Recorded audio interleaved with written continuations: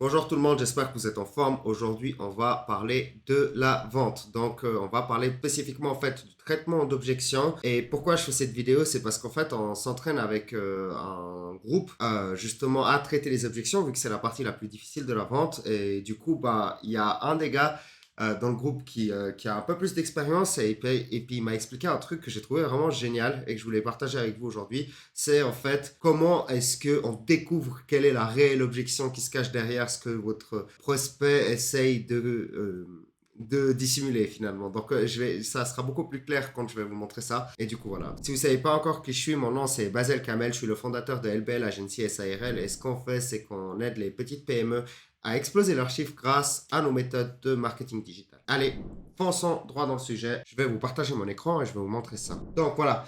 En fait, tout d'abord, on a parlé justement du nuage, donc du nuage de fumée. Donc en fait, au final, c'est une excuse. La première chose que votre client, votre prospect va vous dire, en fait, c'est une fausse excuse. C'est une espèce d'excuse qui n'est pas vraiment réelle. Et cette excuse-là, en fait, il va falloir passer au-dessus. Donc, comment est-ce qu'on fait pour passer au-dessus? C'est extrêmement simple, je l'ai déjà répété plein de fois, mais il faut se montrer empathique et il faut dire oui, je comprends parfaitement, mais concrètement, et là, on essaye de creuser. Et comment est-ce qu'on creuse en fait finalement? C'est ça la question, parce que j'arrêtais pas de dire, et moi aussi j'étais confus par rapport à ça, comment est-ce que je dois creuser?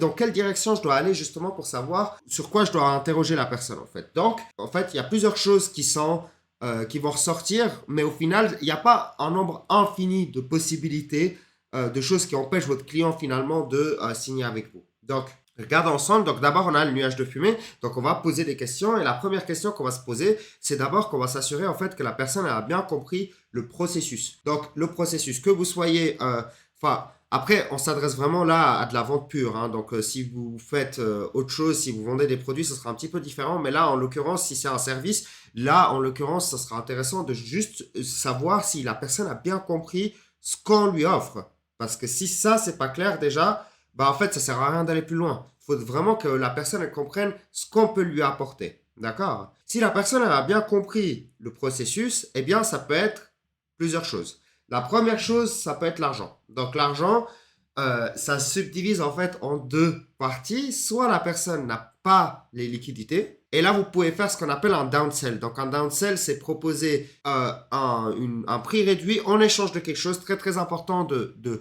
demander en échange de quelque chose parce que sinon, en fait, vous êtes en train de dévaluer votre valeur. Par exemple, moi, ce que je fais, si jamais vraiment la personne, elle a du mal à sortir le cash, eh bien, je lui dis, OK, bah, on peut faire une petite réduction pour le premier mois, par exemple. Mais en échange, j'aimerais que tu me promettes une revue à la fin, donc un commentaire positif en vidéo à la fin, comme ça je peux le réutiliser plus tard. Et sinon, on a ce qu'on appelle, on a un problème de valeur. Donc le deuxième point, c'est pas un problème de cash, donc la personne elle manque pas forcément de liquidité, mais elle voit pas en fait la valeur dans votre produit, dans votre service, dans votre processus, ok?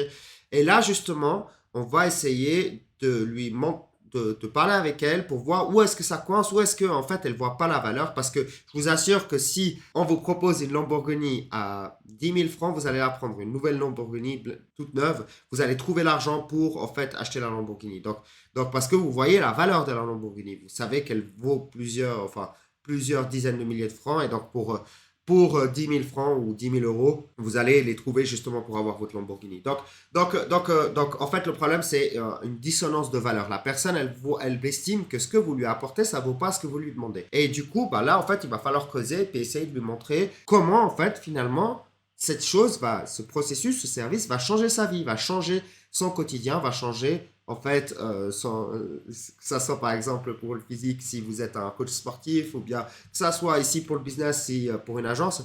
Donc en fait, on va essayer de lui montrer à quel point en fait notre processus va lui changer la vie. Et là, on va essayer d'augmenter la valeur. Donc du coup, ça normalement c'est pas trop compliqué à faire. C'est vrai que la personne elle peut douter et on va juste renforcer en fait comment est-ce que notre processus, comment notre service va lui amener de la valeur. Ensuite, il y a le partenaire surprise. Alors celle-là, moi j'ai beaucoup à faire à celle-là. Le partenaire surprise, ça peut être autant vrai que pas vrai. Donc ça c'est super important à le noter.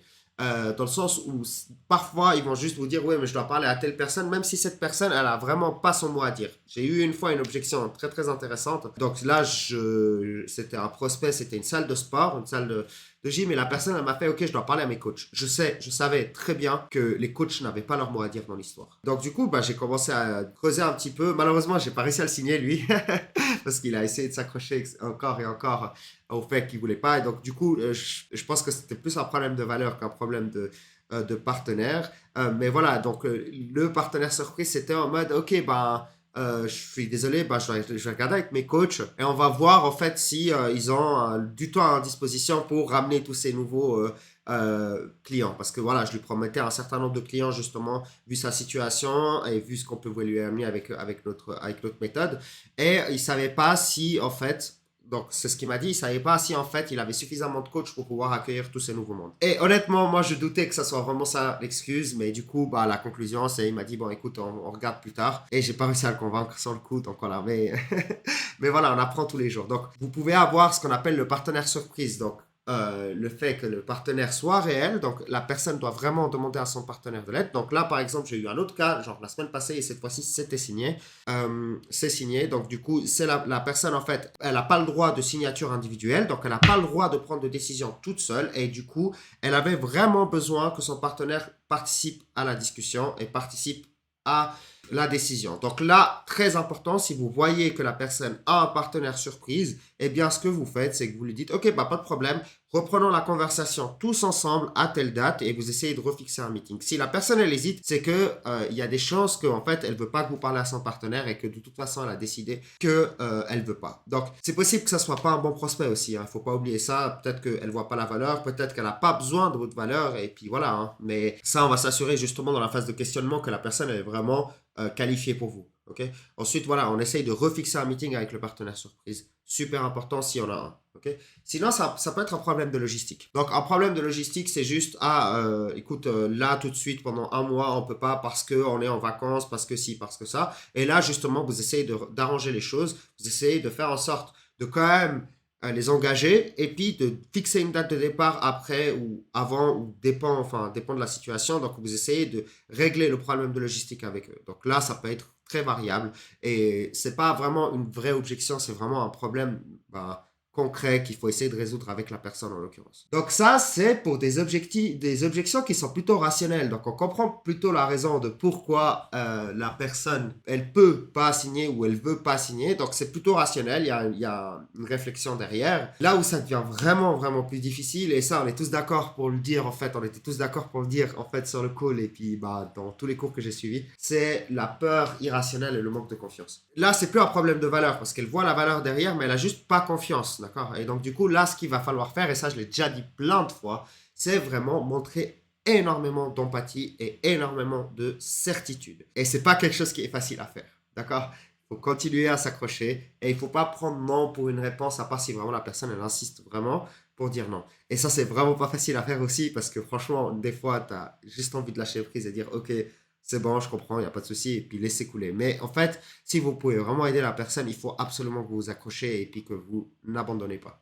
Donc voilà, j'en ai terminé pour aujourd'hui. J'espère que ça aura été utile. Et du coup, si jamais vous voulez voir d'autres contenus de ce genre ou si jamais vous voulez voir d'autres contenus sur le marketing digital de façon globale, je vous invite à vous abonner, à laisser un commentaire. Et sinon, si vous avez besoin d'aide pour votre boîte, donc si vous êtes le responsable ou le directeur d'une petite PME, que vous avez besoin d'aide en fait pour le développement de votre boîte et ramener une nouvelle clientèle, vous avez un lien en dessous en fait, vous allez pouvoir booker un meeting avec moi et on va pouvoir discuter ensemble en fait de comment est-ce que je pourrais éventuellement vous aider. Allez, c'était Basel, à tout bientôt.